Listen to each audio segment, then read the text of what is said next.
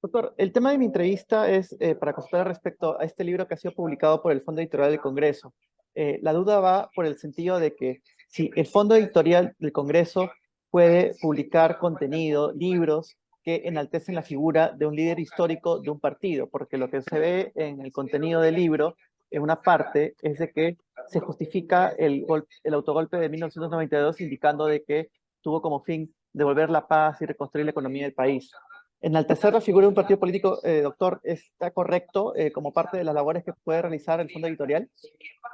Bueno, en principio, como tú conoces, en el Perú no existe censura en materia de prensa ni en materia de publicaciones.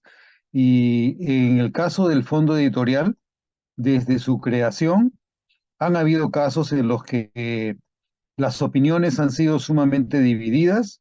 La pluralidad ha sido una característica central. Han habido publicaciones que tienen que ver con diversidad de líderes políticos, de izquierda, de derecha, de centro. Las obras de los principales líderes políticos también han sido publicadas, de manera que dentro del marco de pluralidad democrática que existe en el Congreso, no veo yo que exista ningún tipo de impedimento que impida o restrinja la decisión de publicar un libro en el que se estima, se opina, se piensa, se cree que el acto de disolución del Congreso del año 1992 fue un acto positivo para el país. Personalmente yo he estado en contra del autogolpe y lo mencioné en un libro que publiqué en el año 1992 que se llama ¿Qué Parlamento queremos? Pero más allá de mi opinión, obviamente hay quienes piensan todo lo contrario. En el Perú hay una importante parte de la población que creería lo mismo. No es lo mismo que yo creo, pero en fin de cuentas, según una sociedad plural y democrática, no debería existir ningún tipo de impedimento para que se publique ese tipo de libros o para que se publique un tipo de libros contrario a lo que se afirma en ese texto. Doctor, pero siendo un libro publicado por el fondo editorial, ¿es correcto que contenga información incorrecta? Porque, por ejemplo, se habla del contexto que dio lugar al autogolpe, y entre ellos incluye el tema del conflicto con Ecuador, lo cual sabemos que fue después del golpe de Estado. ¿Es correcto que desde una institución como el Congreso se publique contenido que no es verdadero? Bueno, eso será materia de que alguien lo reclame y lo corrija, pero en principio no hay censura. Si no hay censura, la única manera de corregir ese tipo de error sería que se denuncie y que se realice la corrección indispensable.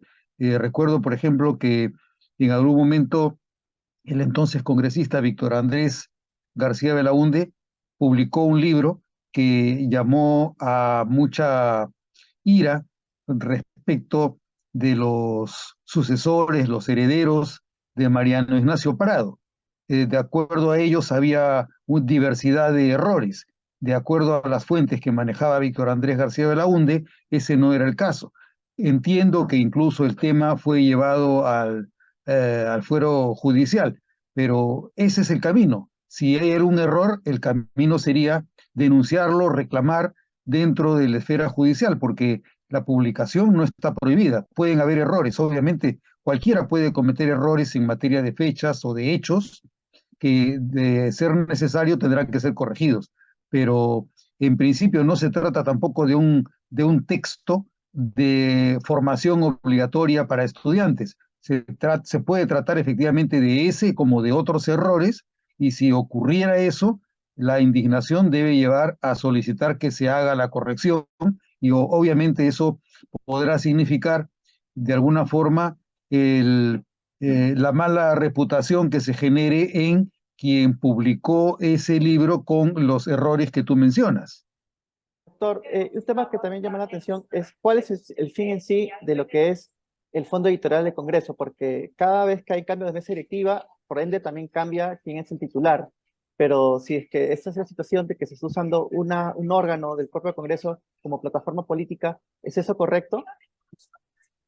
Bueno, en general, el uso del fondo editorial debería tener la naturaleza plural y democrática que le corresponde, de la misma manera que en el diario El Peruano, por ejemplo, o con los medios de comunicación nacional, debiera esperarse que las noticias tengan una cobertura abierta y que no se concentren solo en la difusión de las actividades propias del gobierno. De la misma manera, quien está a cargo del fondo editorial debería vigilar y cautelar que eso ocurra así. Lamentablemente, a partir de más o menos unos 15 años atrás, se ha considerado que la mesa directiva debe supervigilar determinadas áreas del Congreso, una de las cuales ha sido precisamente el fondo editorial, otra la Oficina de Participación Ciudadana.